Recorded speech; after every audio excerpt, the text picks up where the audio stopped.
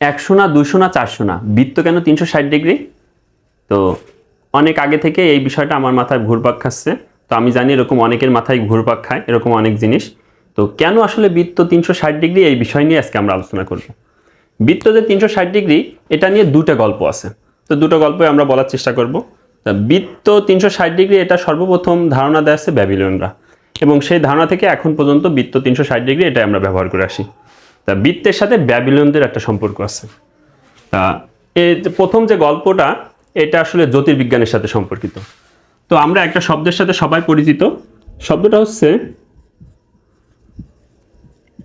Month, মানে মাস। তো TH এটাকে যদি আমি বাদ দিই, এটা হচ্ছে একটা নাউন বোঝায় আর কি।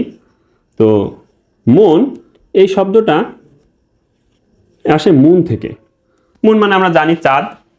তো এরকম আরেকটা শব্দ আছে, সেটা হচ্ছে মানডে, মানে হচ্ছে সোমবার। তো সোম এই শব্দটার মানেও কিন্তু আসলে চাঁদ। তো তা আমরা বুঝতে পারতেছি চাঁদের সাথে একটা ব্যাপার আছে। তো ব্যাবিলনের মানুষরা দেখলো চাঁদের যে দশা, সে যে দশায় থাকে সেই দশা থেকে পুনরায় আবার ওই দশায় ফিরে আসতে মোটামুটি 30 দিনের মতো সময় লাগে। অর্থাৎ আজ যদি অমাবস্যা হয়, পরবর্তী অমাবস্যায় ফিরে আসতে মোটামুটি তারা দেখলো যে 30 দিন সময় লাগে।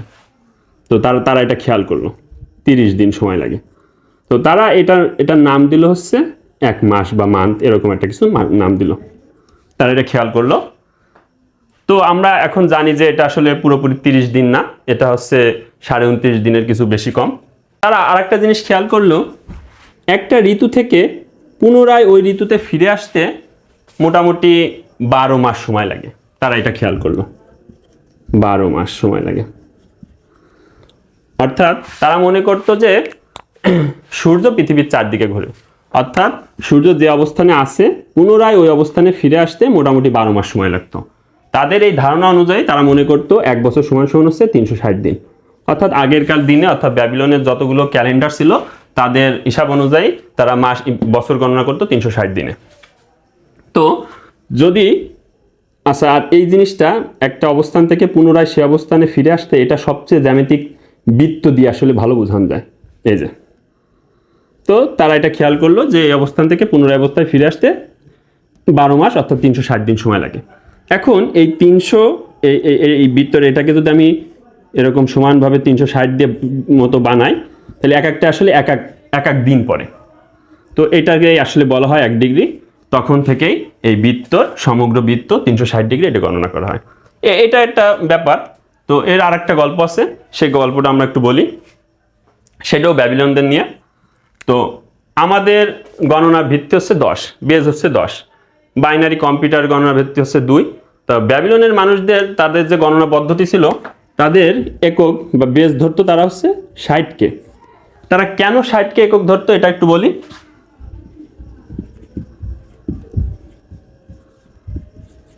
1 2 3 4 5 6 এরকম এই সব সংখ্যায় কে 60 দ্বারা খুব সহজে মানে বিভাজ্য, এই জন্য তারা 60কে একক ধরতো। তো তারা দেখলো যে একটা রেখা, সেটাকে যদি আমি ত্রিভুজ আকৃতি দিই তাহলে এর ক্ষেত্রফল বের করা সবচেয়ে সহজ হয়। তো তাদের একক ছিল, বেস ছিল হচ্ছে 60। তো তারা সুষম ত্রিভুজ হচ্ছে তখনই হবে যখন তার 3টে বাহু সমান হবে, তখন সেটা একটা সুষম ত্রিভুজ হবে। যখন 3টে বাহু সমান হয় তখন 3টে কোণও সমান হয়। তো তারা সুষম ত্রিভুজের এক একটা কোণকে 60 ধরলো। 60 কেন ধরলো? কেন তাদের বেজ হচ্ছে 60, এই জন্য তারা 60 ধরলো। এবার তারা দেখলো কি এই সুষম ত্রিভুজ দিয়ে 6টা সুষম ত্রিভুজ দিয়েই একটা বৃত্ত বানানো যায়। কিভাবে এটা একটু দেখায়। ধরি এটা একটা ত্রিভুজ, এরকম যদি 6টা ত্রিভুজ পাশাপাশি আমি বসাই তাহলে একটা বৃত্ত আকৃতি হয়। এটা একটা সমবাহু ত্রিভুজ, তো এটা একটা সমবাহু ত্রিভুজ, এভাবে এই যে 6টা ত্রিভুজ আমি পাশাপাশি দিয়ে একটা বৃত্ত বানালাম, এই যে এটা বৃত্ত আকৃতি হয়। তাহলে তারা ধরছে যে এই ত্রিভুজের এই কোণটা হচ্ছে 60 ডিগ্রি। তাহলে এটা যদি 60 হয়, এরকম 6টা আছে, তো 60 ডিগ্রি করে মোট আছে হচ্ছে 6টা ত্রিভুজ।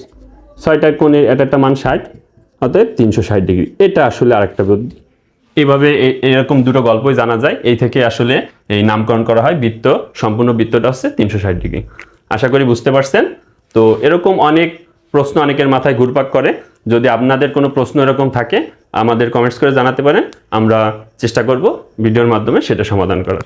আজ এ পর্যন্তই। আসসালামু আলাইকুম।